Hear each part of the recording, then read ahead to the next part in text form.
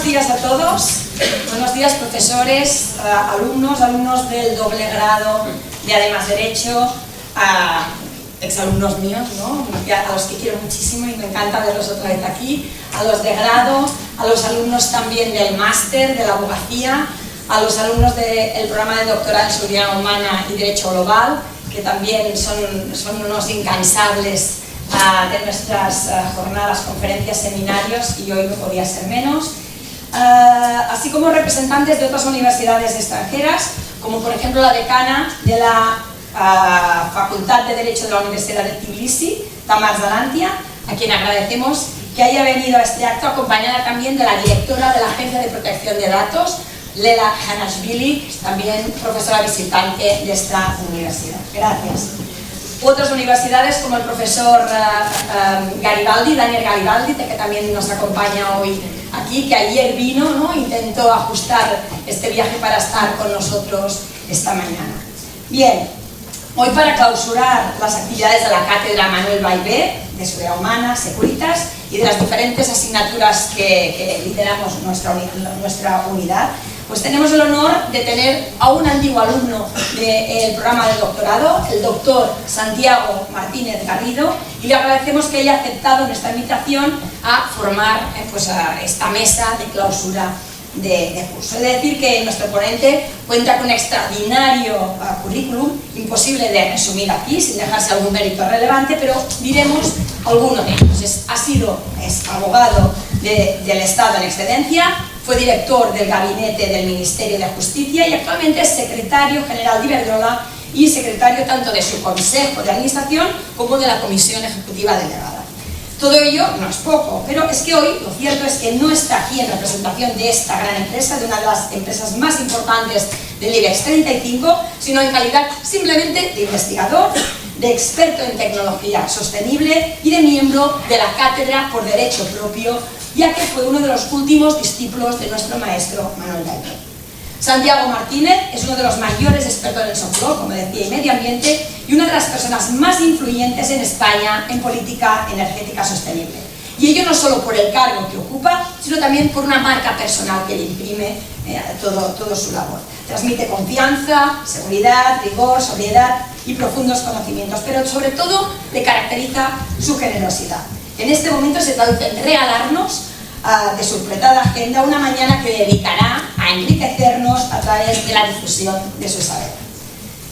Me acompaña en esta mesa también el doctor Carlos Padrós, profesor de alguno de vosotros, director académico de la cátedra, que va a cerrar el acto y que también nos ayudará a cerrar estas reflexiones finales que vamos a llevar a cabo. Nos ha ayudado en la organización y además será el que clausurará definitivamente. Y como no, también, antes de finalizar, agradecer a nuestro querido Antonio Morales, profesor de nuestra unidad también, que fue uno de los primeros doctores en nuestra primera edición del programa de doctorado y que ha creado una verdadera escuela de doctores fichando a los mejores investigadores de toda España, como lo ha hecho como lo hizo en su época con el doctor Martínez Garrido y como lo está haciendo ahora con el señor Justo Garzón, director de Planificación y Operaciones Legales de Iberdrola, a quien desde aquí agradecemos su presencia y que nos haya elegido también como universidad colaboradora en las actividades del programa de empresa. Bien, el doctor Joan Amenós, cuando abramos la fase de reflexiones, liderará el debate y a quien también le agradecemos que haya invitado a sus alumnos, a nuestros alumnos, a formar parte de esta mañana. Bien, sin más preámbulos, doy la palabra a nuestro admirado doctor Santiago Martínez Garrido, que en este momento será nuestro profesor. Adelante, gracias.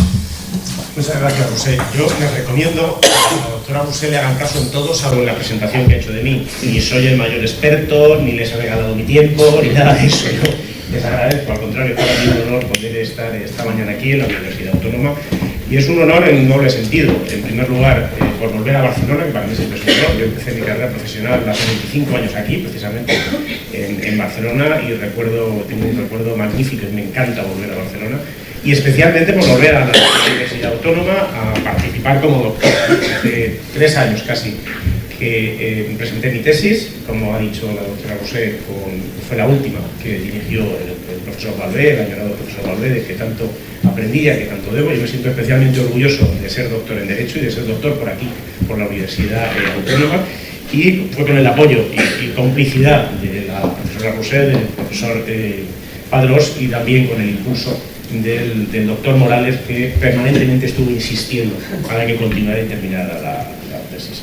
Además, está en la Universidad Autónoma, que ayer lo comentaba con la doctora Rosé, que ha sido de nuevo reconocida como la mejor universidad de España, ¿no?, por el estudio europeo. Por lo tanto, enhorabuena a todos. Yo soy simplemente un abogado de pueblo, soy de Albacete, no tengo ningún antecedente familiar de abogacía, mi familia de ingenieros, médicos, que bueno, la verdad es que sí que siento una pasión por el mundo del derecho y donde la he desarrollado a lo largo de mi vida y la quiero compartir, ¿no? Yo tampoco tengo muchas ideas, tengo una idea y voy siempre hablando sobre lo mismo, ¿no?, sobre el tema del soft law, pero no soy ningún experto como he dicho. Evidentemente voy a hablar de derecho, eso sí, porque estamos en la Facultad de Derecho y creo que es lo que nos corresponde. Ahora bien, ¿de qué derecho es el que estamos hablando? Estamos acostumbrados a entender el derecho como un sentido normativo, recogido evidentemente en el espíritu continental que estamos, en diferencia con los anglosajones, en un texto normativo recogido a través de la codificación. Sin embargo, mi reflexión va a ir en la línea de que tenemos que cambiar el chip. Las circunstancias nos están obligando a que la complejidad del mundo, la globalidad del mundo, los problemas que tenemos en el mundo, vamos a tener que ir adaptando ese derecho y no olvidándonos, sino haciendo una cohabitación, está tan de moda esa palabra, entre lo que es el derecho duro, el derecho estricto, el derecho tradicional y un derecho, digamos, voluntario o una autorregulación. Y eso es especialmente relevante después de una crisis que hemos padecido, que es la crisis del COVID. Yo creo que, no sé si será la caída de las Torres Gemelas o la crisis del COVID, pero yo creo que estamos, quizá dentro de unos años, nosotros no lo vemos, en una nueva clasificación de una nueva era. Es decir, quizá la era contemporánea va a terminar con ese terremoto mundial que fue la caída de las Torres Gemelas, o bien con la crisis del COVID. El otro día veía una foto de un acto público donde estaba el rey y tal, todos con la mascarilla, y te parece ciencia ficción, pero es hace escasamente unos meses. Ayer cogíamos el avión en el aeropuerto y de pronto veías la normalidad, ¿no? Ya nos hemos acostumbrado de nuevo a la normalidad, pero hemos vivido algo que ha sido brutal y que ha sido especialmente grave. Y el virus y el COVID ha sido el ejemplo dramático de lo que es el mundo en el que vivimos, que es la globalización. O sea, no ha habido nada más democrático que el virus del COVID. Podemos hablar de otras pandemias en la Edad Media, en que quizá, oye, pues en función de las condiciones higiénicas que tenías estabas más en algo. No, el virus del COVID nos ha afectado a todos por igual y no ha habido límites, ni poder poner ningún tipo de límite geográfico para el impacto del mismo. Y evidentemente eso va a tener unas consecuencias. Desgraciadamente no va a salir todo el mundo igual, ni en España ni en el mundo, ni hablando de personas ni hablando de países. Hay unos que les va a costar mucho más, no solamente hablo de consecuencias sanitarias o físicas, sino desde el punto de vista económico, recuperar el ritmo de volver a los niveles pre-COVID. Pero el derecho, que vive íntimamente ligado a la realidad social de nuestro tiempo, no puede quedar al margen. Y el derecho se ha visto también afectado. ¿Por qué? Porque en esa crisis del COVID hemos necesitado tener respuestas inmediatas, tener respuestas coordinadas y tener mecanismos que fueran mucho más ágiles que lo que es empezar un proyecto de ley, presentarlo, debatirlo en el Parlamento, someterlo a informes, votaciones y publicarlo. No, había que tener decisiones inmediatas para adoptar decisiones inmediatas porque los problemas eran inmediatos. Ahora bien, tenemos que buscar una fórmula en que eso no suponga una pérdida o una disminución de lo que son las garantías legales y constitucionales que tanto nos ha costado darnos a las sociedades modernas y el impulso del Estado de Derecho. Por eso es especialmente relevante que en ese mundo estemos debidamente coordinados y busquemos las fórmulas a través de las cuales se vaya a adaptar el ámbito del derecho. Otra de las enseñanzas que nos ha dejado el virus del COVID es que la falta de coordinación en las medidas, el sálvese quien pueda, que vivimos mucho en aquellos momentos, bien a nivel de los estados, bien a nivel de las comunidades autónomas o de los municipios, donde, oye, voy a buscar mascarillas yo y si se la puedo se la quito al otro pagando más, ¿no? Al final ha redundado evidentemente en un perjuicio para todos. Por lo tanto, tenemos que ser conscientes de que vivimos en ese mundo global porque esa es la realidad en la que tenemos. Además, lógicamente el virus del COVID nos impactó en un momento en que estábamos en una crisis económica y ahora de nuevo volvemos a estar en una crisis económica. Y es necesario articular esas medidas de tal forma que permita que podamos salir de la crisis. Siempre se nos ha dicho, vamos a salir más fuertes de este virus, de esta crisis sanitaria, vamos a salir más fuertes. Pues efectivamente tenemos que salir más fuertes. Y en el ámbito geográfico en el que estamos y en el mundo en el que estamos, la Unión Europea ha fijado un marco que es a través del New Green Deal. Es decir, aquí o salimos más fuertes desde el punto de vista de resetearnos en verde, o va a ser imposible que salgamos de esa crisis. ¿Por qué? Porque uno de los grandes problemas que tenemos, el gran problema que puede acabar con nuestra extinción, es la crisis climática que estamos sufriendo. Y evidentemente todos somos conscientes del impacto que está teniendo. Y por lo tanto es necesario que eso se vaya a hacer con un New Deal, con un nuevo mundo encaminado fundamentalmente a alcanzar ese objetivo. Y para eso, como diría el profesor Valvé, es necesario que nos dotemos de los organismos, de los mecanismos adecuados para poder alcanzar y salir verdaderamente reseteándose. Por lo tanto, con esta introducción planteo de nuevo las preguntas que trataré de abordar a lo largo de la presentación. ¿Es el derecho que conocemos o el que estamos estudiando tradicionalmente o es otro derecho distinto? ¿Puede el derecho administrativo por sí mismo y con los instrumentos habituales que tiene ser capaz de dar respuesta a los retos a los que nos enfrentamos, o por el contrario tenemos que buscar otros mecanismos complementarios al concepto tradicional? Es decir, hablaba antes con el profesor Padrós, el concepto clásico de ley, reglamento, orden, el derecho estricto que conocemos y que venimos aplicando, la sanción correspondiente y el estado punitivo, ¿es el único mecanismo que existe, o por el contrario nos tenemos que adaptar a tener una mayor flexibilidad? Luego, por lo tanto, quiero articular mi intervención en tres aspectos fundamentales. En primer lugar, el tema de la crisis climática, porque yo creo que es algo que condiciona el desarrollo económico e incluso el desarrollo social y vital de nuestros tiempos. Estamos ante una situación dramática en muchos aspectos. En segundo lugar, la globalización, que es un fenómeno que ha venido a acelerar aún más esa situación. Luego veremos los diferentes aspectos de la globalización. Y en tercer lugar, el papel que debe desempeñar o cómo se debe redactar el derecho a eso y qué papel debe tener la sociedad civil. Yo voy a defender la idea de que el Estado tiene que tener un papel, pero tiene que dejar un campo de actuación bastante potente para la actuación de la sociedad civil. Y ahí hay una responsabilidad muy importante por parte de esa sociedad civil, por parte de las instituciones y por parte de las corporaciones. Empezando en primer lugar por el tema del cambio climático. Nadie duda en este momento, hace unos años sí, de que el cambio climático es una realidad que ha venido para quedarse. Sin embargo, luego veremos el fariseísmo que existe en el tema del cambio climático, porque nadie duda de la existencia, pero tampoco se ponen los mecanismos para atajarlo debidamente. En segundo lugar, es una realidad global. No afecta a un país, no afecta a un territorio, no afecta a un continente, nos afecta a todos. Y además las consecuencias del impacto de un país pueden afectar directamente en otro territorio. Y la realidad global de ese cambio climático requiere unas soluciones globales, de índole jurídica, donde se pueda compaginar o compatibilizar el derecho estricto, dejarlo, con ese instrumento nuevo que yo defiendo, que es parte del soft law. Y además, con una participación muy relevante y dejar ese campo de actuación para parte de los stakeholders, destacando especialmente el papel que va a corresponder a los grandes corporaciones. Por tanto, tomando estos postulados como punto de partida, creo que la emergencia climática ha pasado a formar parte de nuestro vocabulario y se ha popularizado a nivel de un ritmo vertiginoso, ¿no?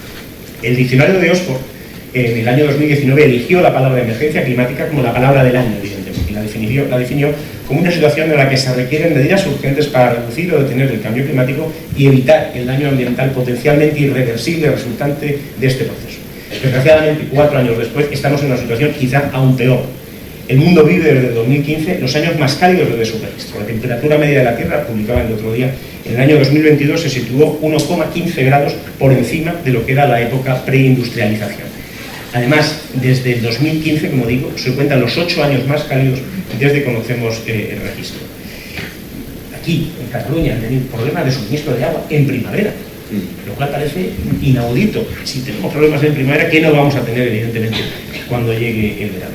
El secretario general de Naciones Unidas, Antonio Guterres, señalaba en la presentación del informe sobre el clima que el calentamiento global va a tener unas consecuencias inevitables sobre la salud, sobre la comida, sobre el hogar de millones de personas. El COVID es una crisis importante, pero el COVID va a ser pasajero, como decíamos antes, ya casi ha pasado el COVID. Hemos superado el COVID, la ciencia nos ha permitido tener las vacunas en un tiempo récord. El cambio climático, tenemos instrumentos, pero hay que atajarlo y hay que tomar esas decisiones para abordarlo de una forma decisiva. En segundo lugar, la globalización. Enlazar la situación del cambio climático con el fenómeno en el que vivimos, que es la globalización. Es decir, vivimos ante una nueva realidad, completamente distinta, diferente o adaptada a lo que habían decidido viendo la realidad de países independientes. Y la globalización ha supuesto la aparición de nuevas circunstancias, que evidentemente suponen el desarrollo de nuevas oportunidades sociales, económicas, tenemos una mayor movilidad, una mayor posibilidad de desplazarnos, de compartir los bienes, de saber exactamente en este momento la realidad de lo que está ocurriendo en otros países, pero claro, evidentemente eso tiene un impacto, impacta en nuestro día a día. Y la globalización es algo que, al igual que el cambio climático, por desgracia, ha venido para quedarse y tenemos que convivir con él. Va a continuar avanzando y además va a implicar un cambio en los parámetros de conducta y en las normas de comportamiento que conocemos hoy en día. Probablemente algunas de las normas que tenemos hoy en día dentro de unos años van a pasar. La realidad es tan rápida que, por ejemplo, el metaverso es algo que se ha quedado ya antiguo antes de nacer. Parecía que iba a ser la gran esperanza del metaverso, pero el metaverso ya ha quedado completamente diluido. El Twitter pues ya queda completamente desfasado. Yo no sé si dentro de unos años el TikTok o el Instagram habrá quedado desfasado como consecuencia de una nueva aplicación. Vamos a una velocidad de vértigo y nos tenemos que adaptar a esa realidad.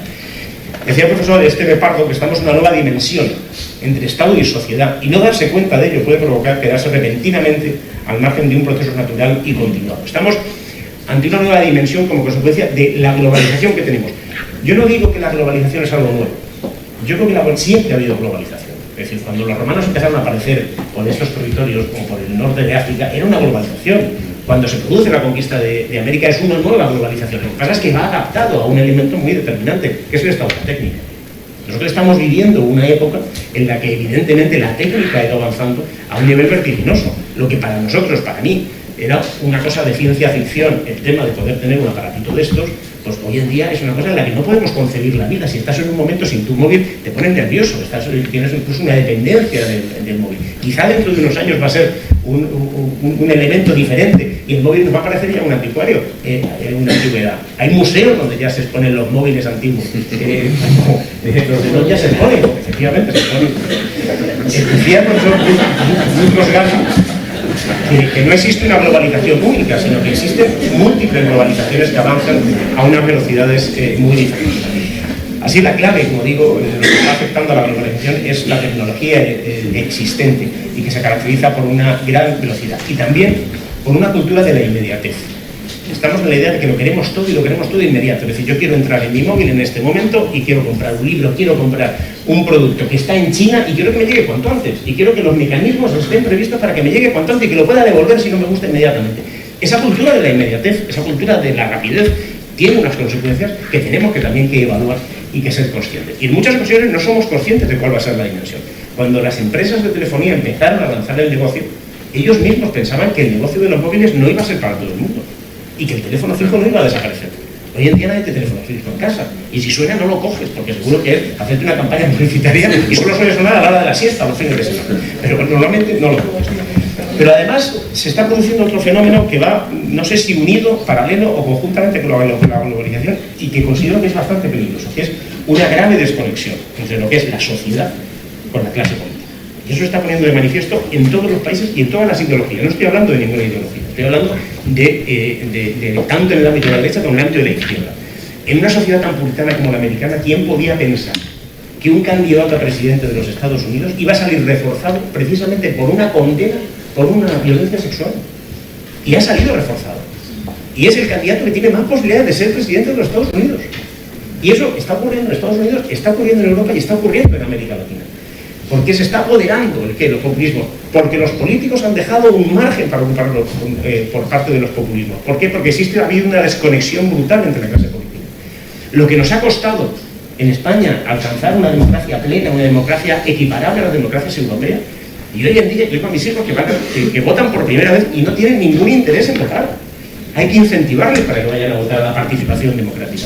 ¿Por qué? Pues porque la política la ven como algo no solamente lejano, sino sobre todo que no les aporta nada, al contrario, que es un mundo lleno de una gran corrupción. Y eso yo creo que es un peligro tremendo. Es un peligro tremendo porque los políticos no han sido capaces ni de generar ilusión, ni en muchas ocasiones de dar respuestas eficaces.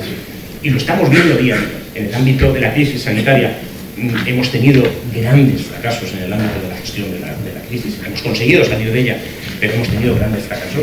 Y en el ámbito de la crisis de precios de la energía hemos tenido una situación que Europa no ha sido capaz de abordar una solución global, decidida, oportuna, si no ha estado realizando parches. ¿Por qué? Porque está mirando más en el cortoplacismo electoral de que el año que viene hay elecciones al Parlamento Europeo y yo quiero renovar y quiero tener el apoyo de determinados países, no me quiero enfrentar a este otro país con el fin de abordar determinadas soluciones. Asistimos en los últimos años, señalaba el profesor Molins, a un evidente deterioro de diversos colectivos debido al impacto de la crisis en la valoración que hacen los ciudadanos del sistema político, marcado por las dudas que genera su contribución al proceso político y la escasa autonomía de muchos de ellos, que ha llevado a una conexión con la sociedad a la que deberían representar. El apoderamiento que ha hecho la política de la sociedad civil impide que los ciudadanos crean en la política. En el ámbito nuestro del derecho, la equiparación que se hace de partidos políticos en la composición de los consejos de Poder Judicial o en los tribunales, en el Tribunal Constitucional, supone la desconfianza respecto de esos órganos que responden más a criterios políticos que a criterios jurídicos. Y eso creo que es un proceso extremadamente grave para la realidad económica, para la realidad política y sobre todo para la realidad social, porque dejamos el margen a que unos postulados muy populistas y muy dogmáticos vayan a calar en el ámbito, sobre todo, del voto más joven. Por ello creo que es preciso abordar un proceso de reforma y de renovación de los métodos e institucionalización de la participación de la sociedad civil. Hay que darle un foco, hay que darle un punto de participación a la sociedad civil porque tienen un papel relevante y porque si no es con la participación de la sociedad civil a través de las corporaciones, de las instituciones, reforzándola y dándole su espacio, será imposible que podamos asumir los retos que tenemos. Creo que la clase política debe hacer una reflexión profunda de las razones por las cuales los ciudadanos cada día más no se sienten representados por sus dirigentes y deciden apostar por propuestas y postulados radicales o provocadores, por no decir en ocasiones extravagantes, como ocurre en muchos países. En este momento, no voy a decir la mitad, pero casi la mitad de los miembros del Parlamento Europeo son representantes de partidos políticos que quieren acabar con Europa. A nadie se le ocurre que después de lo que Europa es un proyecto común y que Europa es el gran reto que tenemos que continuar adelante. Bueno, pues hay muchísimos componentes del Parlamento Europeo que lo que pretenden es precisamente acabar con la Unión Europea. Entonces, hay tres elementos de los que hemos hablado: el cambio climático, globalización y situación económica.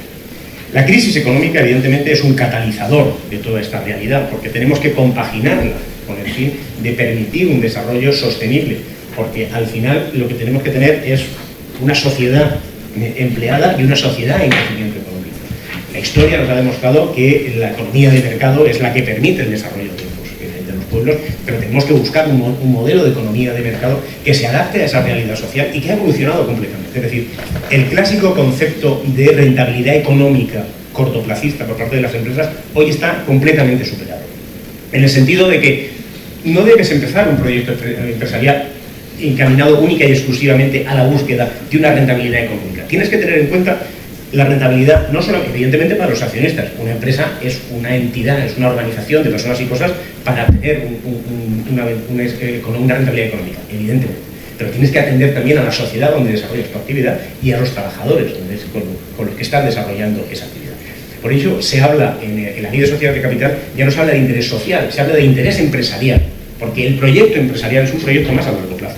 Y tienes que tener un proyecto a largo plazo donde tengas en cuenta no solamente esos stakeholders con los que estás colaborando, sino también la perspectiva de futuro. Es decir, al final, si en tu desarrollo de una actividad empresarial vas a producir un impacto brutal que vas a dejar para las generaciones futuras como consecuencia de la contaminación de un río, por ejemplo, pues evidentemente ese proyecto empresarial tiene que ser penalizado y tiene que ser castigado por parte del Estado a través de los correspondientes mecanismos, pero también por parte de los stakeholders y de los inversores. Hay que atender a ese triple interés: al interés de los accionistas, al interés de la sociedad y al interés de los empleados. Pero no me estoy refiriendo a que las empresas deben hacer filantropía, por supuesto, a través de fundaciones, a través de aportaciones. Lo que deben hacer es un proyecto que esté integrado dentro de la sociedad con esa finalidad teleológica. Y fundamentalmente, si el problema más importante que tenemos en este momento es la lucha contra el cambio climático, ahí es donde las empresas deben poner el mayor énfasis. En marcos de referencia se manifiestan de una forma clara en las revisiones y recomendaciones que hacen las agencias internacionales y que ahora se aglutinan bajo esas siglas de la ESG: medio ambiente, social y governance. Porque eso es lo que es objeto de análisis por parte de los inversores internacionales. No quiero elevarme en el sentido de que, bueno, solo habla usted solamente para las grandes sociedades cotizadas. Sí, pero es que las grandes sociedades cotizadas, si tienen esa capacidad, deben ser los líderes en el ámbito de hacer de impulso y de ir marcando la tendencia para las sociedades aguas abajo. En el tema del cambio climático podemos hacer dos cosas. Podemos decir, bueno, mira, aquí que contaminen todo, porque yo voy a contar, que yo vaya a hacer un esfuerzo de lucha contra el cambio climático no tiene ningún sentido, porque en China siguen emitiendo CO2, o en la India van a seguir emitiendo CO2. Tenemos que tener la concienciación de que toda la aportación que nosotros vayamos a hacer es poco, y todo va a ir sumando, y todo va a ir sentando un precedente. Y esa es la característica del soft law, el derecho anticipador. El soft law no se impone, como le ocurre al derecho estricto. El soft law se recomienda, anticipa unos determinados avances. Eso ha ocurrido, por ejemplo, en el ámbito del gobierno corporativo.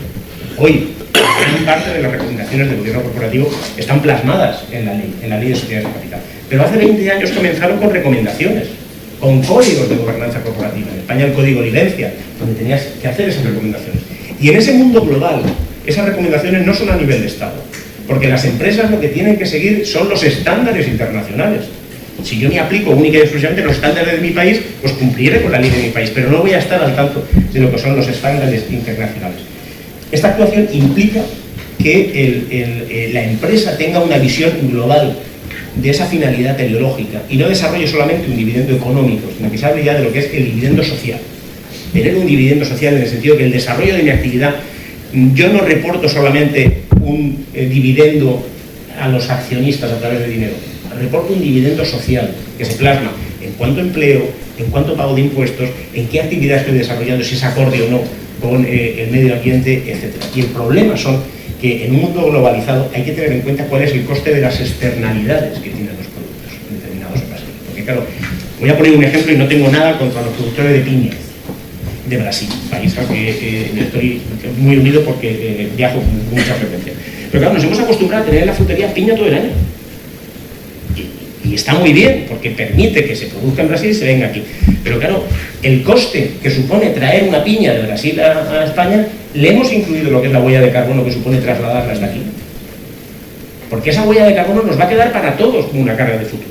Tenemos que saber cuáles son las externalidades de los productos que consumimos, como consecuencia del coste que tiene el desplazarlo hacia aquí. Y ese coste tiene que estar incluido. Lógicamente tenemos que coordinarlo, porque como decía, no tengo nada contra los productores de piña de Brasil, ni los quiero arruinar a los productores de piña de Brasil impidiendo las exportaciones. Pero tiene que haber una coordinación, porque si no estamos falseando la economía y estamos al final sometiendo una carga que a lo mejor no soportamos nosotros, pero que van a soportar las generaciones futuras. Evidentemente surgen ineficiencias, porque si solo consideramos única y exclusivamente los costes reales del producto, sin tener en cuenta el coste asociado, nos vamos a tener una situación que no va a ser en definitiva, la globalización que vivimos actualmente es una realidad y tenemos que convivir con ella, y no es ni culpable, ni buena, ni mala. Es una realidad a la que tenemos que hacer frente y a la que nos tenemos que adaptar. Y lo que tenemos que buscar, como decía, son los instrumentos legislativos que faciliten una respuesta adecuada para solucionar los problemas y que permitan una adaptación.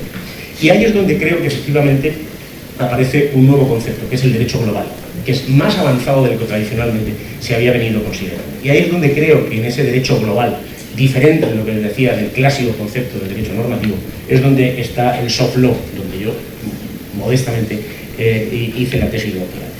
El soft law se trata de un derecho que en este mundo global le permite tener una doble naturaleza.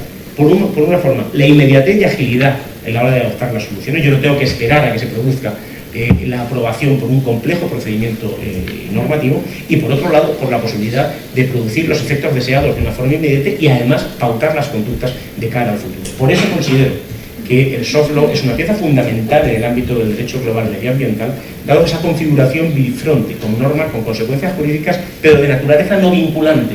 Vinculante, autorregulante, es lo que se llama la autorregulación regulada, la capacidad de yo autorregularme y plasmar a través de unas normas que yo voluntariamente me he dado para establecerme y autodisciplinarme directamente. Por su propio origen, el derecho global supone una interacción directa de los destinatarios de la norma con la sociedad civil, pero no circunscrito a un ámbito geográfico. Es lo que comentaba antes, a la hora de evaluar cuáles los estándares internacionales de ESG, a mí los analistas internacionales no me van a evaluar con arreglo a la legislación española. Por ejemplo, en España la ley de sociedad de capital permite el nombramiento de los consejeros, la renovación, por un periodo de 4 años, o 5 años. Si tú pones 5 años, las agencias de proxy internacionales te lo votan negativamente, porque ellos consideran que 5 años es un periodo excesivo. Por lo tanto, ahí está la diferencia. Claro, cuando estamos hablando de gobierno corporativo, como uno de los instrumentos a través de los cuales se debe plasmar ese soft law, Estamos hablando de un ámbito de gobierno corporativo que va trasciende de lo que es el ámbito de la legislación internacional. Y el problema en el ámbito del medio ambiente es que no somos conscientes de la necesidad de abordar verdaderamente la reforma y la transición energética. Porque lo que decía al principio, se habla mucho de que hay que abordar la transición energética, de que hay que hacer un Green Deal y de que hay que avanzar debidamente en el desarrollo de las renovables. Pero la realidad es que vamos sucediendo la energía. Solamente un dato. En 1925, el 44% de la energía global que se producía en el mundo era producida por carbón. A día de hoy está en el entorno del 28%. Ah, pues se ha reducido. No, no es que se haya reducido, es que se ha multiplicado por 8 la producción de carbón. ¿Por qué? Porque el mundo cada vez necesita más energía. Y eso es un fenómeno que va a producir simultáneamente, porque cada vez el desarrollo económico va a ir avanzando hacia el desarrollo de la energía. Pero esa apuesta por las renovables no se está traduciendo en una realidad. Ayer publicaba Wind Europe, que es la Asociación Europea de Empresas Renovables, que Europa necesita para alcanzar la transición energética la instalación de más o menos 30.000 megavatios eólicos al año. El nivel está en la tercera parte, en 10.000. Ayer anunciaba Siemens Gamesa, que es la empresa, una de las principales empresas europeas productora de aerogeneradores, que ha reducido, que no tiene ninguna petición para el desarrollo de proyectos offshore y que los proyectos onshore, los molinillos en tierra, ha reducido su producción casi en un 40%. Vestas, que es la otra gran productora, está también cerrando fábricas porque no tiene pedidos. ¿Por qué? Porque el marco regulatorio no permite el desarrollo de las tecnologías renovables. Por lo tanto, estamos un poco en ese, lo que alguna autora denomina el casino climático, donde nos estamos jugando el futuro de nuestra vida y donde no estamos adoptando las decisiones verdaderamente urgentes. Decía, citando de nuevo a Antonio Guterres, que el mundo, decía en la pasada cumbre de la Unión Europea, el mundo se encamina hacia el precipicio climático con el pie puesto en el acelerador, porque continuamos con este proceso directamente sin tener solución real e implicada. Y aquí, evidentemente, se ha puesto de manifiesto en la situación de la crisis energética que hemos vivido estos últimos años, estos últimos meses. La crisis energética, permítame un inciso, es una crisis provocada por el precio del gas. ¿Por qué? Porque Europa tiene una dependencia elevada del gas. Y Europa no es productor ni de gas ni de petróleo. Entonces, hay muchas voces que abordan, no, esto de la transición energética está muy bien, pero vamos a esperar, porque las tecnologías renovables son más caras. Esto es la intención de que una mentira repetida 1000 veces vaya a ser cierta. No es cierto. Si en España tenemos en este momento gran parte de las horas de producción a precio cero de la electricidad, es porque tenemos una implementación de renovables mucho más elevada que otros países europeos. Es cierto que es una curva que le llaman curva cañón, porque claro, en el momento que sale el sol se produce mucho, está estando, y cuando baja el sol cae radicalmente. Tenemos que tener otras tecnologías complementarias, que evidentemente, pero lo que tenemos que tener es una interconexión para que esa energía que yo puedo producir en España, porque tengo un nivel de radiación y un terreno para ponerlo, la pueda transmitir directamente a otros países europeos y la pueda transmitir a un precio que sea fair y a un precio que sea equiparable al europeo.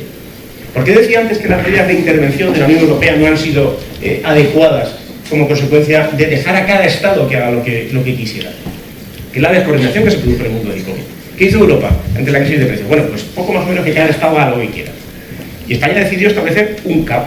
Es decir, no, pues el precio de la energía lo capo a 67 euros. Con independencia del coste que esté el precio del gas para producirlo, pero lo capo a 67 euros. ¿Qué ha pasado? Pues que hemos regalado millones de euros a Francia, a los consumidores franceses, portugueses y marroquíes, porque el mercado es único. Y entonces han comprado la energía española, que está mucho más barata que la energía en su mercado. ¿Y qué hemos hecho los españoles?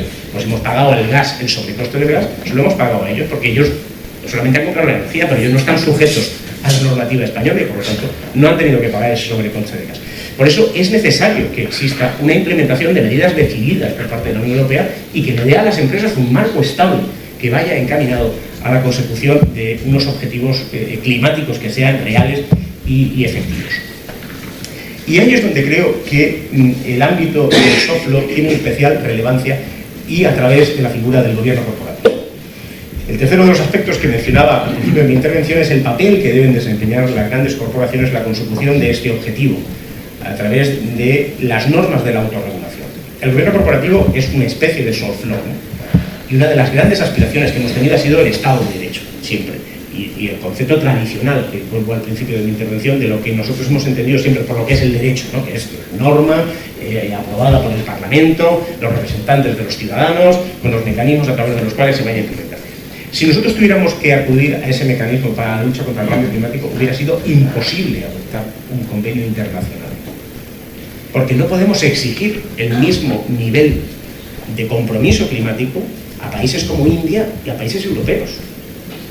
Porque yo también entiendo a los países del tercer mundo. Oye, el cambio climático es un proceso que habéis generado vosotros como consecuencia de la industrialización.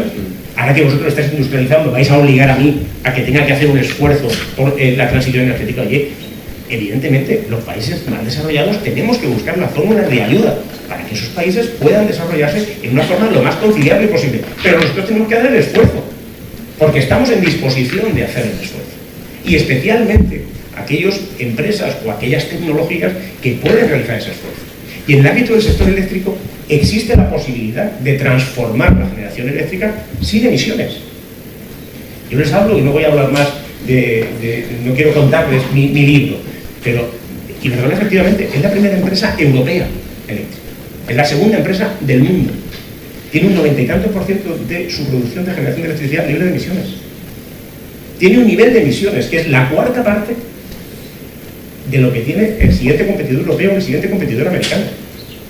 Si esto es posible en la empresa que es líder europea, ¿por qué el resto no lo han hecho? Pues porque evidentemente tienes que tomar una decisión en un determinado momento de estrategia empresarial. Y esa decisión es la que se ha plasmado a través de la implementación de unas normas de gobierno corporativo. ¿A quién le corresponde fijar la estrategia de una empresa? Al Consejo de Administración. Y el Consejo de Administración decidió al principio del año 2000, de los años 2000, aprobar unas políticas de lucha contra el cambio climático, de biodiversidad, de transición energética, donde fijaba como compromiso último eliminar los combustibles fósiles de la generación de electricidad, la lucha contra el cambio climático y tener una generación limpia. Antes les comentaba la anécdota, cuando empezó el desarrollo de las energías renovables en España, el siguiente competidor, Endesa, dijo en su Junta General de Accionistas que esto de las energías renovables no tiene ningún futuro.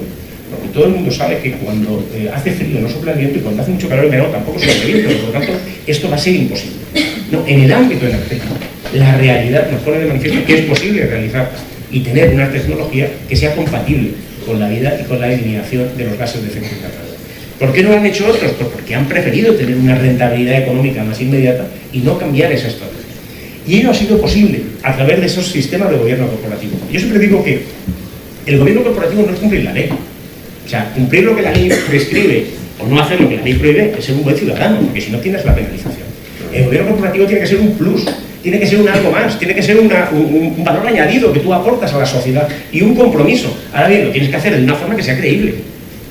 Cuentan la anécdota de Enron, la empresa esta americana energética que quebró, que cuando, pues problemas internos de corrupción y tal, cuando fueron a pedirle cuáles eran las normas de compliance que tenían, muchos de los directivos tenían unas normas de compliance fantásticas en su librería de papel celofán, porque no las habían abierto nunca.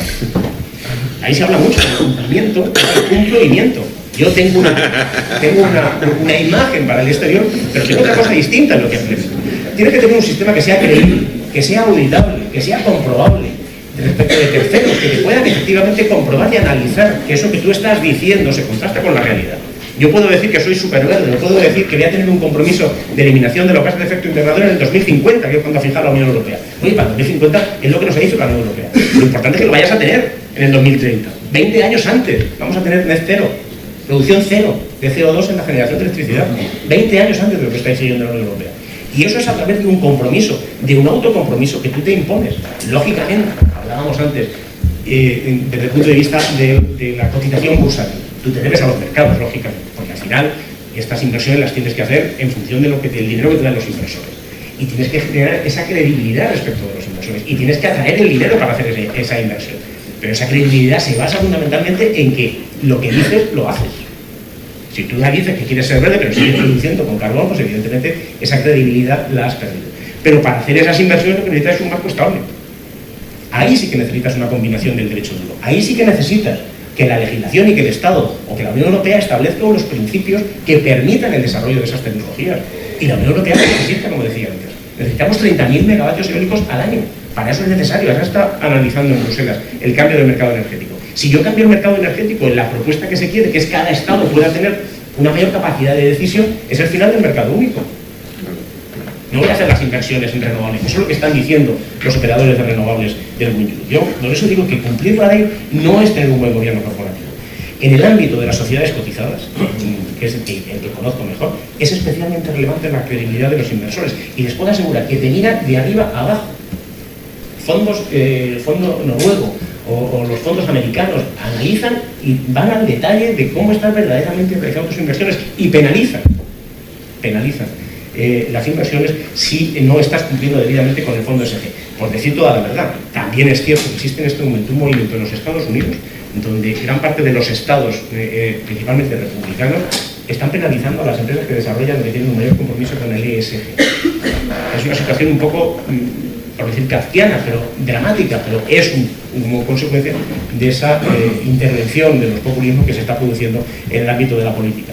Yo creo, por lo tanto, abogo por lo que denominamos una nueva gobernanza climática, que tienen que impulsar los que son los líderes, los que tienen capacidad para hacerlo, los que son las grandes empresas, los que son las grandes corporaciones. Y el Estado, lo que tiene el Estado, la Unión Europea o los poderes públicos, lo que tienen que establecer es un marco normativo que permita e impulse y favorezca que se pueda realizar ese crecimiento, que se pueda realizar esas inversiones, porque además el estado de la técnica lo permite hacer en este momento. No quiero alargarme mucho más. Voy a concluir resumiendo fundamentalmente las 4 ideas. Estamos sin duda ante uno de los grandes retos que ha vivido la humanidad, que es la lucha contra el cambio climático y, como decía al principio, la situación de emergencia climática. Nos estamos jugando nuestro futuro, nos estamos jugando nuestro futuro como personas, como humanidad. Vivimos en un mundo cada vez más complejo y más global, pero eso no tiene solución, nos tenemos que adaptar porque esa es una realidad que cada día además se va a ir implementando, donde además la técnica y la tecnología van suponiendo un elemento más de complicación, y eso nos exige dar unas respuestas eficaces desde el mundo jurídico para resolver los problemas que tenemos. Creo, en tercer lugar, que solo una adecuada combinación entre instrumentos de soft law y de hard law, el derecho puede ser un instrumento extremadamente útil para ello. Y es preciso que se deje un papel destacado y relevante a esa administración, a esa institucional o corporativa, pero con el respaldo de unos poderes públicos que establezcan un marco normativo para hacerlo. Y en la realización de este trabajo adquiere una especial relevancia los operadores económicos mediante la asunción voluntaria de esa autorregulación regulada de la que hemos venido hablando, que supone la asunción de una serie de compromisos a través de lo que denomino la gobernanza climática, reales, efectivos y creíbles, que permitan el impulso y alcanzar la lucha contra el cambio climático. Muchas gracias.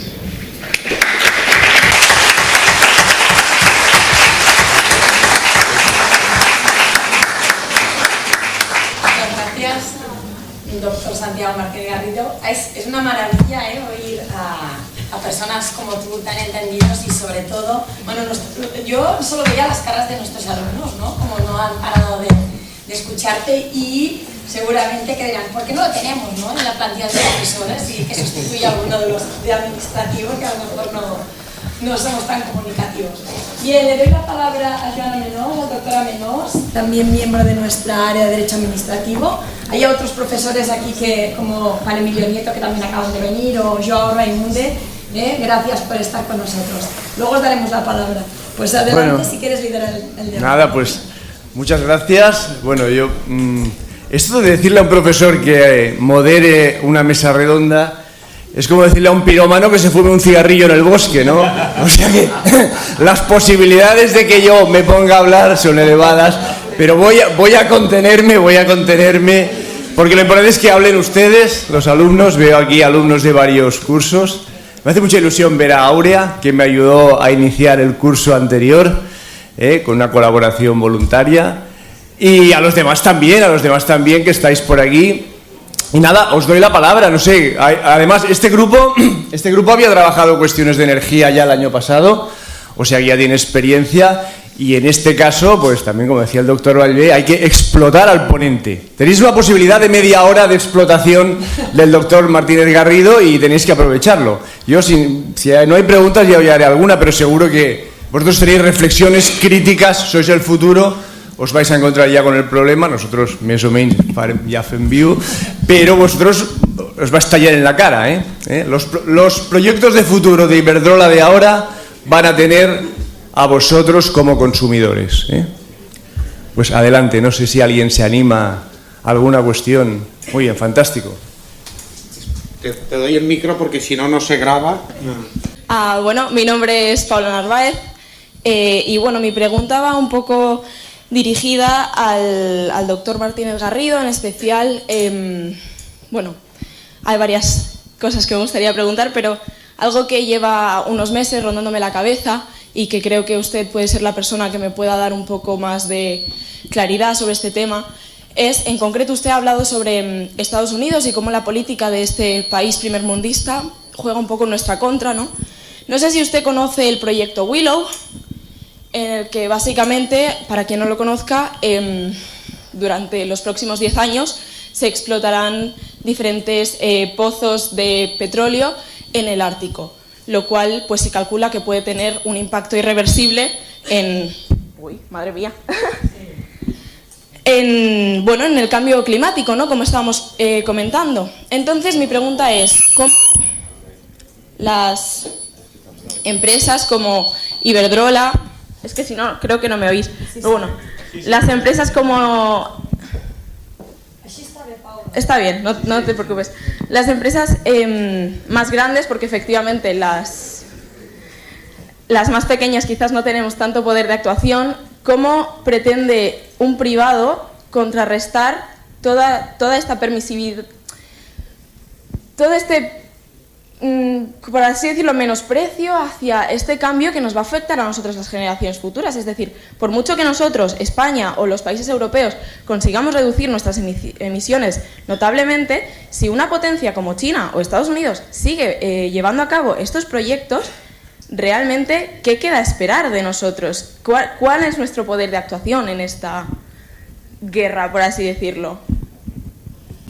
Hombre, evidentemente has puesto, Paula, el dedo en la llaga, ¿no? Porque Perdón. No, pero claro, ese es el gran problema, ¿no? Que decía antes, si nos dejamos llevar por esa tendencia, y bueno, pues mira, lo que yo vaya a hacer es poco significativo porque China va a seguir contaminando. Pero eso es lo mismo que pasa en la escala, tú hablas de la gran empresa, en una empresa más pequeña, pero a nivel individual. ¿Tú por qué llevas a reciclar las botellas? Porque me lo han enseñado en casa. Bueno, claro, efectivamente. Aquí en España no nos sancionan. En Alemania te revisan las basuras. Aquí no nos sancionan. Pero oye, ese compromiso climático, ¿por qué? Pues porque consideras que efectivamente el reciclaje y la separación en cuanto a los residuos y van el cartón y tal, pues es un compromiso que ayuda en la medida en lo que tú puedas ayudar, ¿no? Pero claro, ¿cuál es el gran problema? Pues evidentemente que por parte de los grandes países o por parte de las grandes empresas se siga realizando esa explotación y utilización de combustibles fósiles. En este momento, no lo digo yo, me lo decían funcionarios de la Comisión Europea, el lobby de las empresas o de los grupos de petroleras que tienen unos... O sea, cualquier empresa petrolera europea ha tenido unos beneficios que son la suma de todas las empresas del IBEX de España. Todas juntas no tienen los beneficios que ha tenido alguna de las empresas petroleras europeas. Claro, se gastan en Bruselas ingentes cantidades de dinero y todos estamos escuchando permanentemente lo que os decía antes. Bueno, esto es la transición energética, en fin, es una cosa que vamos a tomarlo con calma, porque tenemos que...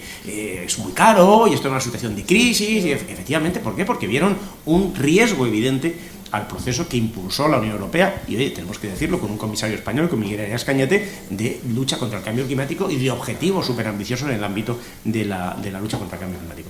Es un poder tremendo el que existe por parte de los lobbies, no te quepa ninguna duda. De acuerdo. Y para seguir un poco con el tema de la política, usted ha iniciado diciendo que la participación de los jóvenes en el tema de política cada vez se ve más reducida.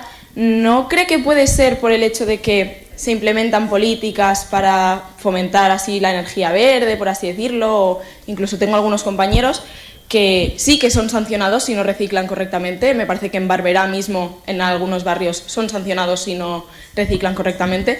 Sin embargo, nuestros políticos siguen gastando o despilfarrando el dinero en, pues por ejemplo, todo el tema que salió de los viajes en avión privado del presidente, y seguimos como malgastando estos recursos tan necesarios y que también son tan caros, ya no solo a nivel económico, sino a nivel de impacto económico, o sea, impacto, perdón, no me va a salir ahora, ambiental, gracias. Entonces, ¿no cree que usted que podemos estar desencantados, en cierto modo, por esta estas falacias que se nos venden, estas promesas de un futuro verde y luego no somos capaces de verlo en el one-on-one? Estoy completamente convencido. Estoy desencantado yo, y tengo 54 años, con que vosotros que estáis en la flor de la vida y con una esperanza, completamente desencantado, porque es que hay muchas veces que es que los políticos, y me dan lo mismo el color, te hablan como si fueras, perdóname, imbécil. Sí, sí. Y te hacen las cosas como si fueras absolutamente imbécil. Y en muchas ocasiones lo que ocurre es que no concuerda los postulados con la realidad. Oye, en España tenemos un postulado, en teoría, de un gobierno que debería ser mucho más verde, pues hemos incrementado las importaciones de gas de Rusia el año pasado. Y hemos incrementado la producción de gas en las centrales españolas. ¿Por qué? Pues porque hemos puesto un tope al gas y hemos vendido mucha energía a otros países. No la hemos consumido los españoles. Bueno, Los españoles esta lo que hemos gestión hecho ha es pagar sido... el sobreprecio del gas y la producción del gas. Ya. Y bueno, básicamente esas eran mis dos preguntas. Si alguien más quiere aportar algo, cedo el micro. Más cuestiones por aquí. A ver, aquí hay un compañero y otro más. Por aquí nadie. Pues nada. ¿A quién le tengo que dar el micro? Aquí de la Ordenador. O a Darío o a... Sí. Por aquí. A ver, Darío.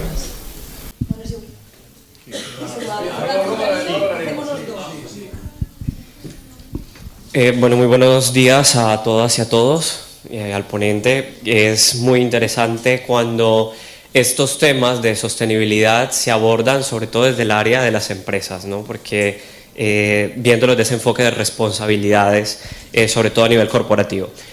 Mi pregunta sobre todo se orienta a plantear una reflexión alrededor de cuando hablamos del gobierno corporativo, de esa visión del soft law, claramente, no estamos hablando de derecho vinculante, y los inicios del derecho ambiental, sobre todo en clave internacional, fueron también a través de mecanismos de soft law. Pero hoy la emergencia climática, así como lo mencionaba el ponente, el mundo va en acelerador hacia la forma más apocalíptica de lo que se puede presentar, pues también se exige que las medidas pues vayan con un acelerador aún más a fondo, ¿no? Pero plantearlo desde la perspectiva de la responsabilidad de las empresas me llama la atención, sobre todo cuando un fenómeno lo que se conoce como el greenwashing, cómo le estamos lavando la cara a ese capitalismo extractivista que en últimas es el que ha generado la crisis en la que estamos en esta era del antropoceno. Me gustaría preguntarle cómo desde ese gobierno corporativo, desde esas estrategias de gobierno corporativo de las grandes empresas, se puede luchar verdaderamente contra la hipocresía que se está hoy generando en materia ambiental, cuando en Europa se hablan de unas políticas verdes y hay unas dinámicas orientadas hacia la transición energética, hacia las renovables, cuando aún países que se supone o que en teoría promueven desde el derecho y desde la visión de las políticas públicas y de las políticas internacionales, conservación y demás, pero que luego vemos que estas agendas corporativistas en la práctica y sobre todo en los países del sur global operan bajo dinámicas completamente distintas. Mientras en Europa hablamos de descarbonificación y los presidentes de América Latina, por ejemplo, vienen aquí a dar discursos sobre descarbonificación, la realidad es que en Colombia, por ejemplo, aumentan de manera acelerada la concesión de licencias para la explotación de carbón a cielo abierto. Algo que ya en Europa es un discurso donde se han desgastado infinidad de países, de organismos multilaterales, diciendo que pues, es la peor forma de extraer estos recursos naturales. Pero desde las corporaciones, desde ese lobby del capital, es lo que se sigue promoviendo. Y al final hay un doble rasero, porque los estados, mientras a nivel discursivo, narrativo y político siguen promoviendo este discurso de lo verde y demás, y las empresas lo adoptan y lo venden hacia los consumidores, las prácticas de producción son exactamente las mismas. Otro ejemplo, hidrógeno verde, caso Alemania. Mientras que aquí en Europa se vende el ejemplo del hidrógeno verde como una energía limpia y demás, respetable con el medio ambiente, en la práctica, en los países donde se está implementando, y vuelvo a Colombia porque es mi país, lo que vemos es que las dinámicas de estabilización de esta producción de hidrógeno son exactamente las mismas que entre la década de los 80 y la década de los 90 utilizaron las grandes empresas de explotación de carbón, que es no respetar ni los límites ambientales propios de los recursos naturales y aún peor, la generación de conflictos socioecológicos con las comunidades, sobre todo cuando estamos hablando de comunidades nativas. Entonces, ¿cómo lograr que realmente ese gobierno corporativo logre ir un paso adelante de esa hipocresía que se maneja entre el derecho y política, precisamente y sobre todo cuando estamos en temporadas electorales y demás, donde hay discursos que evidentemente venden y evidentemente calan y mueven masas, pero que luego el capital, a la hora de invertir, a la hora de ejecutar y a la hora de rentabilizar, al final siempre vuelve a las mismas prácticas de extracción desacerbada y sobre todo de no respetar ni los límites de la naturaleza ni los límites de las sociedades donde se van a dar las intervenciones. Y esta pregunta pues sí la planteo en clave de sur global, porque es al final donde siempre se va a buscar los recursos que va a permitir sostener los modelos de producción y los modelos igual industriales que sostienen hoy al mundo. Gracias. Muy bien, muchas gracias. Yo voy a demostrar que está en los temas ambientales, está ahí en primera línea. Sí, es el tema de mi tesis doctoral. Adelante. Yo creo efectivamente, el greenwashing es uno de los grandes problemas, porque en muchas ocasiones todo esto es un postureo verde, y estamos viendo cómo muchísimas de las grandes compañías petrolíferas están comprando proyectos renovables a unos precios desorbitados con el fin de simplemente tener, no, yo tengo en mi portfolio el desarrollo de renovables, que luego no lo desarrollan, lo que hacen es simplemente elevan unos precios porque evidentemente su capacidad económica les da para eso, con el fin de impedir que ese proyecto también se vaya a desarrollar. ¿Qué es lo que tienen que hacer los poderes públicos? Pues en primer lugar, dejar el margen, como decía antes, para que las empresas lo puedan hacer, pero exigir, y eso la Unión Europea lo ha hecho a través de una directiva, el ámbito de la información, de la que se llama la información no financiera, donde tenga una cierta credibilidad y pueda ser analizada. Cada vez más son los fondos, los inversores analizan, como decía antes, esos compromisos medioambientales. Lo importante es la información, por eso el Estado sí que tiene que establecer, y aquí es otro ejemplo de la combinación entre el hard law y el soft law, debe establecer unos mecanismos de hard law que te obligue a que tú te tengas que retratar de qué es lo que verdaderamente tienes y cómo verdaderamente estás cumpliendo eso que afirmas de decir de compromiso medioambiental, con el fin de que haya terceros que puedan auditarlo, comprobarlo y verificar. Has hablado de otro tema también muy importante, que es el tema del hidrógeno. Y en el tema del hidrógeno voy a aportar lo que he aprendido de los ingenieros durante estos años. Yo creo que estamos un poco ante un poco burbuja de lo que es el hidrógeno. Hay gente que habla que el hidrógeno va a ser el petróleo del siglo XXI. Solamente un dato. Para producir una unidad de hidrógeno necesito 4 unidades de electricidad. Por lo tanto, desde el punto de vista económico, solamente será útil el hidrógeno, o podría utilizar el hidrógeno en la cadena de producción allí donde no llegue la electricidad, porque es 4 veces más caro que la electricidad. Y tú has hablado del hidrógeno verde. El hidrógeno tiene todos los colores. El negro, que es el producido con carbón, el gris, que es el producido con el gas, el rosa, que es el producido por la nuclear. El hidrógeno es una fuente de energía importante, que va a llegar allí donde la electrificación no llegue. Por ejemplo, para los grandes altos hornos que necesitas un poder calorífico brutal, como son pues las azulejeras o los acereros, ahí el hidrógeno sí que va a ser importante. Pero claro, es necesario que tengamos unas grandes construcciones de gaseoductos, porque el gaseoducto normal no sirve para el hidrógeno. Eso que dicen, no, por el gaseoducto metemos el hidrógeno, no sirve desde el punto de vista técnico, porque requiere unos niveles de presión distintos de lo que es el gas. Vamos a construir unos grandes proyectos de hidroductos, como este que se nos ha anunciado de Francia con España, que no sé si lo habéis seguido la polémica, pero es muy interesante, porque afirmamos que España iba a ser el primer productor de hidrógeno y que íbamos a hacer un hidroducto que iba a comunicar España con Francia y con Alemania. Y el embajador de Francia publicó un artículo en la prensa desmintiendo a la ministra, diciendo, no, mire usted, es que lo que hemos firmado es que el conducto es para traer hidrógeno de Francia a España. Porque los hidroductos no funcionan en la doble dirección, porque tienes que tener unos impulsores que te lo hacen para decir, no, lo que quiere Francia es producir con sus nucleares el hidrógeno y venderlo al resto de Europa. Claro, el hidrógeno verde, ¿qué significa? Producirlo in situ, allá donde tienes la producción. El hidrógeno se utiliza también para la producción de amoníaco, que es muy utilizado para los fertilizantes. La primera planta de hidrógeno de Europa está en España. Está en Portollano, es de Iberdrola. La han visitado, ahora el rey de Holanda viene a visitar la semana que viene, la han visitado primeros ministros y tal, porque es un proyecto pionero. Pero vamos a ver para qué se utiliza el hidrógeno, porque además hay muchísimo engaño respecto del mismo. Es lo mismo que con la financiación verde. La financiación verde en el ámbito de la Unión Europea se está forzando para que sea la financiación verde, pues hasta la construcción de nucleares, sea financiación verde. Bueno, pues eso, estamos en esa presión.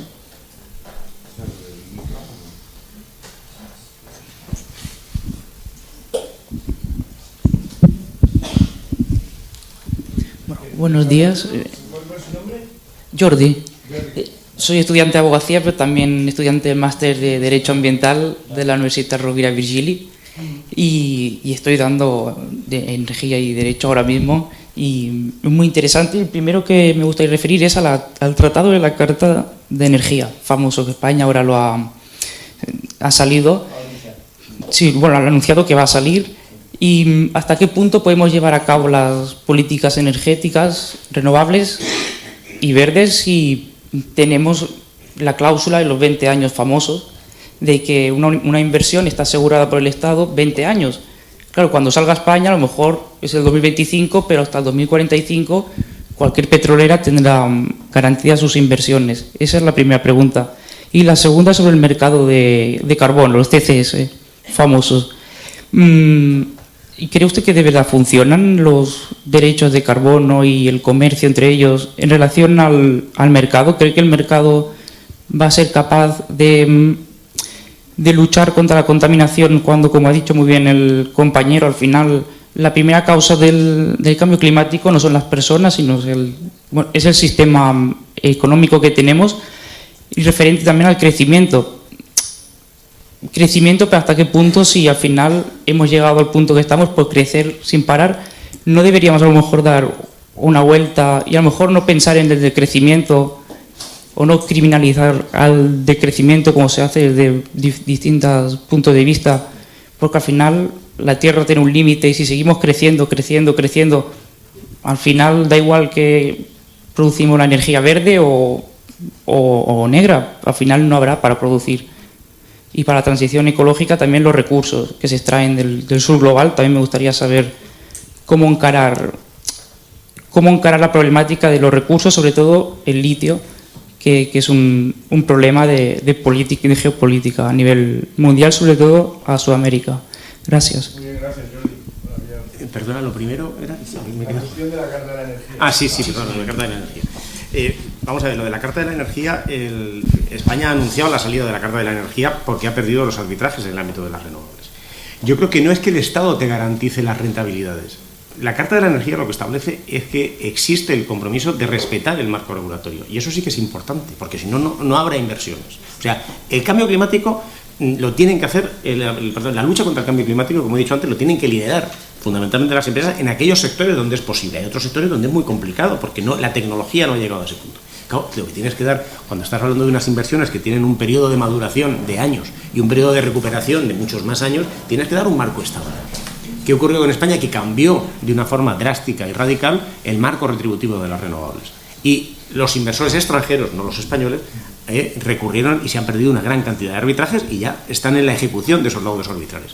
Y España ha salido ha anunciado la salida de la Carta de la Energía, lo que pasa es que va a tardar un tiempo para ello. Claro, yo creo que eso no es una buena noticia, porque lo que sí se necesita para fomentar la inversión es que tengas un marco estable. Si el Estado no te garantiza, y de nuevo hablamos de esa combinación entre el soft y el hard law, si no tienes esa estabilidad, pues va a ser muy difícil que lo puedas implementar, ¿no? Pero si el marco estable protege a las energías fósiles, entonces ¿cómo luchamos contra el cambio climático? Si no podemos cambiar de verdad la ley. Yo no sé cuál es el marco de protección que tienen en España las energías fósiles. No existe ese marco de protección. En el ámbito de las renovables sí, porque el desarrollo de las renovables requería, puesto que no se sabía cómo iban a ser, un determinado ayuda económica. Ahora ya la realidad y la tecnología ha significado que no es necesario ese marco de ayuda económica. Y ese es un tema en el que en un primer momento se acusó a Iberdrola de que era una empresa en contra de la fotovoltaica. No era en contra de la fotovoltaica, lo que era en contra era del negocio que se estaba montando de la fotovoltaica, que eran fondos de inversión, donde al final daban una ayuda para tener menos de 100 kilovatios, y lo que hacía es que se parcelaban los megavatios para tener esa subvención. Y eso es lo que no era en forma alguna rentable. En cuanto al mercado de carbono, yo creo que es imprescindible que tengamos un referente y un coste de lo que verdaderamente supone la producción. Si desaparece el mercado de carbono y el funcionamiento del mismo, pues lógicamente vamos a seguir produciendo con combustibles fósiles. Tiene que ser más caro la producción por combustibles fósiles. Ahora bien, lo que es importante es esa ingente cantidad de dinero que están ingresando los estados por la venta de los derechos de emisión, ¿qué hacen con ella? Porque el principal favorecido de los derechos de emisión y el precio del CO2 es el Estado que lo recauda. ese dinero lo debe emplear en fomentar la transición energética y no a presupuestos generales del Estado. Eso sí que es importante. ¿Más cuestiones?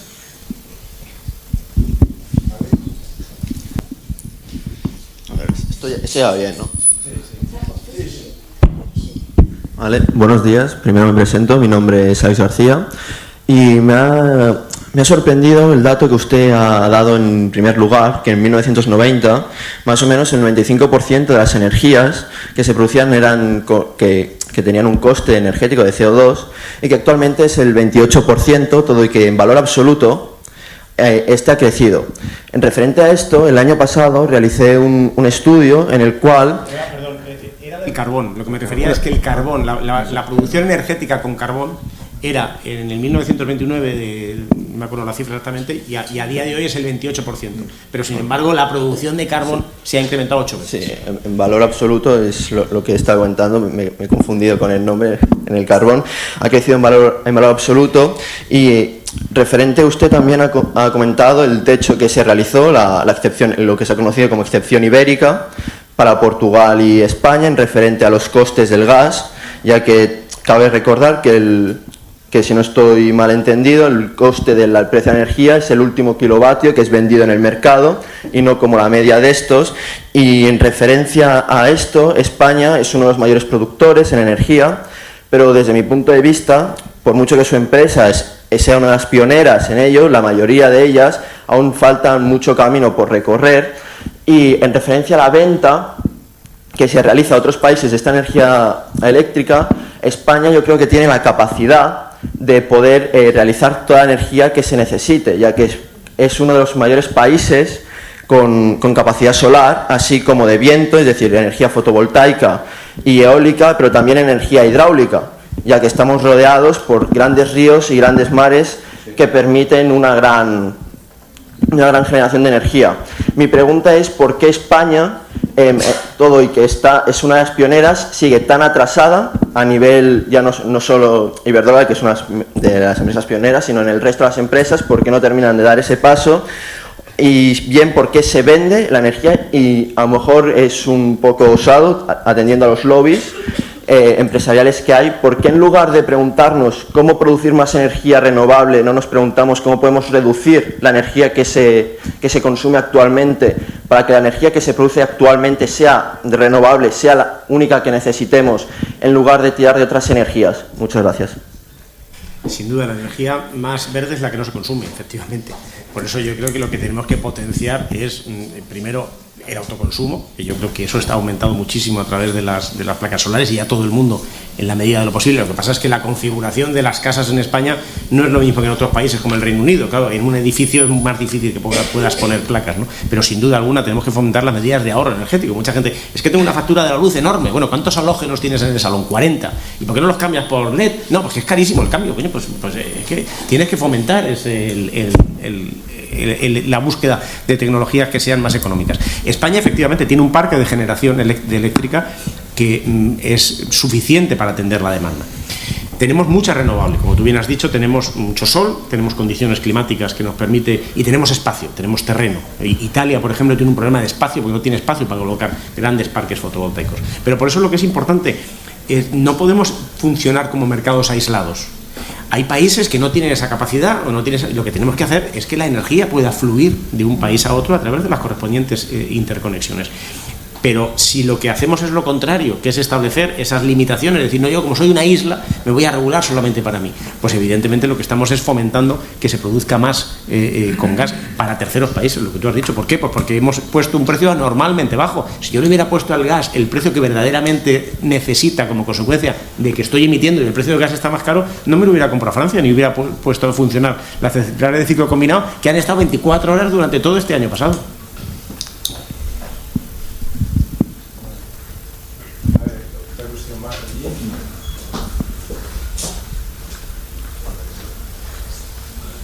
Veo que el tema energético interesa.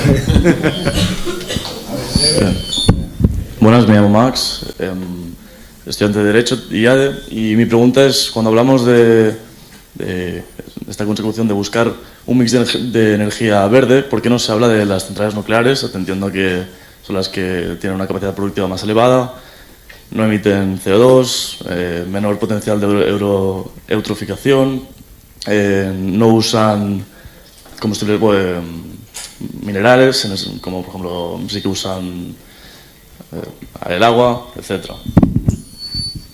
Bueno, ese es un debate que está ahora muy abierto en Europa, ¿no? Donde en un determinado momento, no me atrevería yo a hablar de centrales nucleares estando aquí el profesor Morales, que es doctor precisamente en Derecho Nuclear, pero desde el punto de vista tecnológico de producción, pues sí, ¿qué vamos a hacer con las nucleares? ¿Estamos en condiciones de cerrar las nucleares? En España tenemos un calendario de cierre de las nucleares que me parece que termina en el 2033. Bueno, pues tenemos que saber qué va a suplir a las nucleares, porque la nuclear, como tú bien has dicho, no emite, sí que tiene un riesgo, lógicamente, tiene un riesgo. Lo que pasa es que yo creo que en este momento el estado de la técnica, vuelvo a decir, permite que ese riesgo sea prácticamente próximo a cero. Las nucleares las va a cerrar la economía. ¿Por qué? Pues porque las nucleares se ha considerado como que es una vaca a la que tengo que ordeñar permanentemente. Y a las nucleares se le han ido poniendo una serie de requisitos de seguridad complementarios y una serie de impuestos. Entonces, al final, desde el punto de vista económico, dices que no me compensa. Uno, el riesgo que tengo con lo que me da desde el punto de vista económico. ¿Por qué? Pues porque las comunidades autónomas establecieron un impuesto de la ecotasa en Extremadura, en Castilla-La Mancha, en Castilla y León, donde pongo un impuesto directamente respecto de las centrales nucleares. Claro, cuando tienes un mercado de la electricidad donde los precios están muchas veces a cero, ese coste económico de las nucleares no te da. El Estado tendrá que decidir qué quiere hacer respecto de las nucleares. Las empresas eléctricas al final construyen lo que la planificación energética del país prevé. ¿Que quieren que sigan funcionando las nucleares? Pues creo desde el punto de vista técnico es perfectamente posible. ¿Que quieren cerrar las nucleares como es el calendario previsto en este momento para el 2033? Pues habrá que prever que va a suplir a la nuclear, que es una energía base que está permanentemente y que la necesitamos, lo que decía antes. Ahora tenemos lo que se llama el gráfico de cañón, ¿no?, de la producción de solar. Pero claro, cuando cae la solar necesito tener una energía complementaria que me permita. Antes hablabais también de la hidráulica, de la capacidad de generar hidráulica. España sí tiene grandes ríos, lo que pasa es que, como decía el profesor Padrós, secos, desgraciadamente.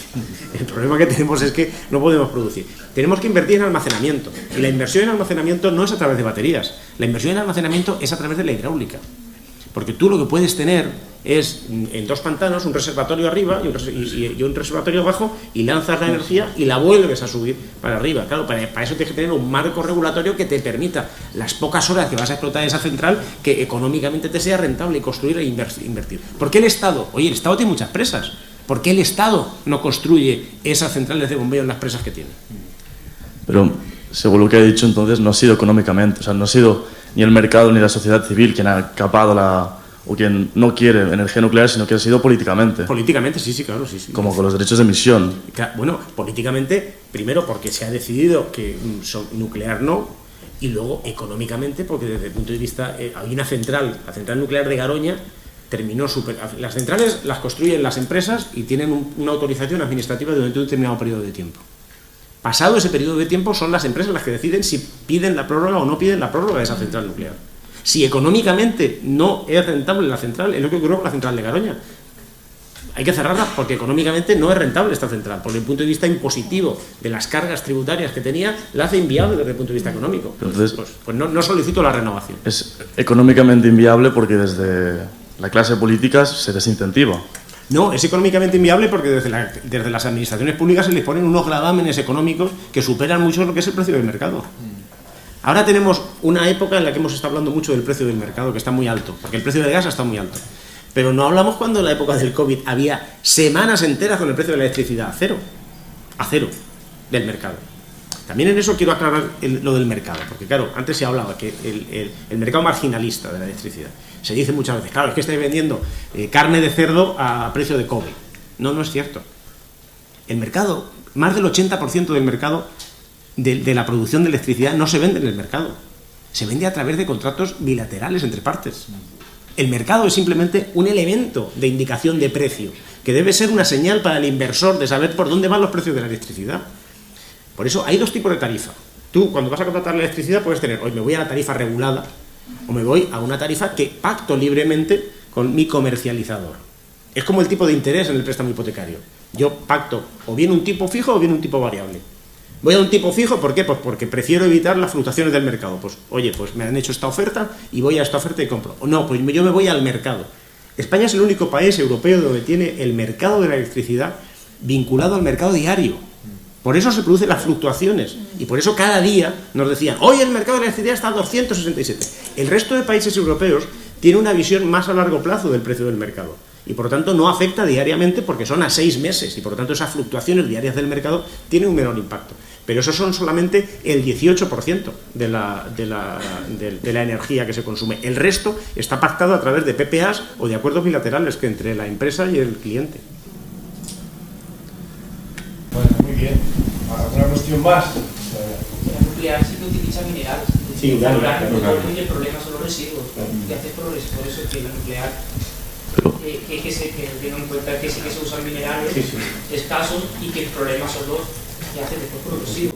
Aún así, perdona que tengo el micro, ahora te lo envío. Las centrales de cuarta generación, por ejemplo, las que se van a construir en Japón, son centrales que cada vez acercan más la capacidad de poder reusar los desechos y que cada vez sean menos radiactivos. Pasaremos de desechos radiactivos que pierdan esta condición en milenios a meros siglos. ¿Por qué no se incentiva más la nuclear? El doctor Morales Plaza siente con la cabeza. En todo caso, esto no soy estudiante de Derecho, aquí he metido ingenieros. ¿Sí? El debate está fuerte ya. Si puedes soltar el bien escaso ese que tienes, que es el micro. Sí, perdona. Si alguien lo quiere. ¿Alguna cuestión Si no, sigo hablando. ¿Alguna intervención? No. Bueno, tenemos además la intervención del doctor Padros. Sí. Sí, bueno, yo... Doctor Morales, alguna cuestión. Bueno, yo antes de dar la palabra al doctor Padros, agradecerle a él y también a la doctora Rosa Martínez que me hayan invitado. Son ellos los que llevan el peso de la relación con Iberdrola, la colaboración que hace Iberdrola y por tanto esto no es solo este acto, sino que es un trabajo constante, como ya sabéis, sobre todo los de ADI Derecho, ya conocen que hay ese trabajo estabilizado y que cuesta muchas horas y mucho esfuerzo y mucho interés. Yo solo 2 reflexiones para los alumnos y aprovechando la conferencia, ¿no? El interés de la conferencia. Primero yo os planteo la posibilidad, el futuro parece ahora negro, difícil, complicado y yo simplemente os propongo una reflexión histórica, volver a la historia, porque esto ya ha pasado alguna vez, todo esto ya ha pasado alguna vez de otra manera. Sobre el pesimismo, bueno, pensad lo que ha supuesto. Estudiad algún día lo que supuso la construcción de embalses, por ejemplo, para la energía hidroeléctrica y para el riego, para enteras comarcas. Eso suponía salir de la miseria, de la mortalidad infantil, esa construcción eléctrica. Por tanto, yo creo que ahora que tenemos más medios, también vamos a salir, porque hay medios técnicos para ello. Y en segundo lugar, la cuestión de la relación sociedad civil, que ha aparecido aquí, sociedad civil, Estado, estos temas ya se han vivido de alguna manera. Os recomiendo que veáis o que os intereséis por la biografía de Francesc Cambó. Cambó fue un político catalán, un político español fundamental en la historia de España en el primer tercio del siglo XX. Fundó una compañía, la Compañía Hispanoamericana de Electricidad, que era una compañía global, porque acabó en Argentina siendo nacionalizada. No conozco al profesor Garibaldi. O sea que ya era una globalización ex ante y los problemas de sociedad civil, política, ya aparecen en aquellos momentos. O sea, de alguna manera, el hombre es siempre el mismo y el debate sociedad civil, Estado, empresas, que aquí es fundamental, tiene ya unos antecedentes. Yo antes de dar la palabra me gustaría otra cuestión, última, también de cara a los alumnos. Estoy muy contento de que haya aquí miembros de la Abogacía del Estado. La Autónoma tuvo una relación importante con la Abogacía del Estado. Yo recuerdo al profesor Manuel Silva, que reclutaba estudiantes en esta universidad. Luego fue profesor Severo Bueno, que en paz descanse, que hizo una tarea también importantísima en esta universidad. Y me alegra que miembros de este prestigioso cuerpo vuelvan a estar aquí en estas aulas, no tanto colaborando con nosotros, que eso sería lo de menos, sino impartiendo sus conocimientos para vosotros. Y por mi parte ya cedo la palabra al doctor Padros, que le queda... es el que entiende de esto, es el que entiende,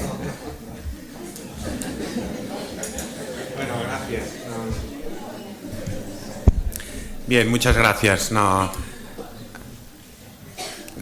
Estoy deslumbrado, ¿no? por la lección, ¿no? No. Estoy deslumbrado, ¿no? por cómo lo ha explicado, cómo lo ha estructurado y qué bien, ¿no? Es que los profesores universitarios, cuando invitamos a profesionales del mundo de fuera, en realidad nos ponemos en muy mala situación, ¿no? Porque podéis comparar lo que explicamos nosotros y lo que se explica Santiago Martínez Garrido. Bueno, yo podría cometer el error ahora de intentar resumir un poco de la riqueza de la exposición. Primero, complicadísimo porque ha sido muy brillante, y segundo, porque no lo haría bien, ¿no? Lo que sí que me gustaría destacar es el enlace que tiene con lo que hemos visto durante todo el curso de Derecho de la Unión Europea. Si comparamos el derecho de la Unión Europea con un derecho nacional clásico, tiene unas características muy distintas, ¿no? Para el jurista dogmático tradicional. Por ejemplo, es cooperativo y es voluntario. El derecho de la Unión Europea es un proyecto win-win, ¿no? Y yo sé que cuando yo lo explico en clase, todo el mundo se sorprende mucho, ¿no? De decir, bueno, y esto no tiene ningún sistema de cumplimiento forzoso, ¿no? Pues la idea europea es integrar en un ordenamiento jurídico, ¿no?, otros ordenamientos, y que todo el mundo cumpla voluntariamente, porque si todos cumplimos, todos ganamos. No. Entonces, por primera vez en la historia, estamos ante un derecho supranacional, supera la idea del Estado-Nación del siglo XIX, y un derecho que no es estrictamente coercitivo, ¿no? Que es cooperativo, es una estrategia de colaboración. Si todos cobramos aranceles, al final nadie gana, porque yo tengo que pagar el arancel de uno y tengo que cobrar el arancel de otro, ¿no? Entonces, lo inteligente es que nos pongamos de acuerdo y decir, mire, nadie cobra arancel, usted no me cobra y yo no le cobro, nos ahorramos todos los transaction cost y en realidad ganamos todos. Esta es un poco la idea que yo quería transmitir en el curso del derecho europeo como un derecho cooperativo, y él lo ha explicado muy bien. Y también es un derecho blando. Yo sé que no os he convencido de la importancia que tienen las recomendaciones, ¿no? Es decir, dentro del sistema de fuentes, ¿no?, todos vemos muy claro el reglamento europeo, ¿no?, general y directamente aplicable. Bueno, la directiva ya permite un cierto escaqueo, ¿no? Y claro, la recomendación ya es algo no jurídico. Pues bueno, yo creo que la intervención de Santiago nos permite constatar cómo esto no es así. Esto no es así, es que nos encaminamos hacia un nuevo derecho que no está tan basado en la normatividad, en la estructura de norma, incumplimiento y sanción, ¿vale?, sino en un cierto consenso entre todos. Vamos a intentar cumplir y es un proceso distinto a como estamos acostumbrados los juristas. Y otra cosa que también comparte el derecho europeo es la legitimidad por resultado. Es que, vamos a ver, yo creo que los padres fundadores de la Unión Europea, si se levantaran y vieran dónde estamos ahora, ninguno firmaba. Quiere decir que ninguno firmaba el tratado de los años 50. ¿Por qué hemos ido aumentando tanto las competencias europeas? Porque funciona. ¿Por qué funciona? Hay políticas que son de gran éxito. Por ejemplo, la respuesta europea, como Santiago explicaba, ante la COVID, ha sido un éxito, un relativo éxito de la Unión Europea. También la política energética. No podemos volver atrás y hacer islas energéticas y que cada uno de los estados haga la guerra por su lado, ¿no? Por lo tanto, ¿no?, también este crecimiento competencial, ¿no? Para los muy cartesianos, el derecho europeo es complicado, ¿no? Porque, bueno, ¿cuál es la distribución de competencias? Pues en el año 61, en el 70, ¿no? Y esto va evolucionando y iremos seguramente a la unión monetaria, llevará a una unión fiscal, etcétera, etcétera, y un tesoro europeo, que no hay ninguna idea de tesoro europeo. Entonces, yo creo que enlaza perfectamente la clausura de hoy del curso con lo que hemos con lo que hemos visto a lo largo del año. Y bueno, si no me creéis a mí, que es normal, al menos fiaros de lo que dice Santiago Martínez Garrido. Y una reflexión para el final. Justo Garzón, Antonio Morales Plaza y Santiago Martínez Garrido llegaron ayer por la noche a Barcelona con el último avión. ¿Vale? Han dormido aquí, han venido a dar la charla, no les da tiempo de comer porque a las 2 tienen que coger otro vuelo. Yo no soy partidario del ayuno intermitente, como se puede constatar, ¿vale? Pero hay que decir,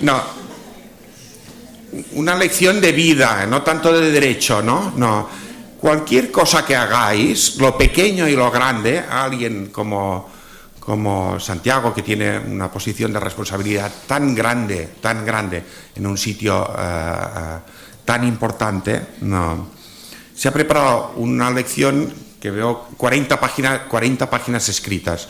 Cualquier cosa que hagáis en la vida, lo pequeño y lo grande, merece, todo el esfuerzo.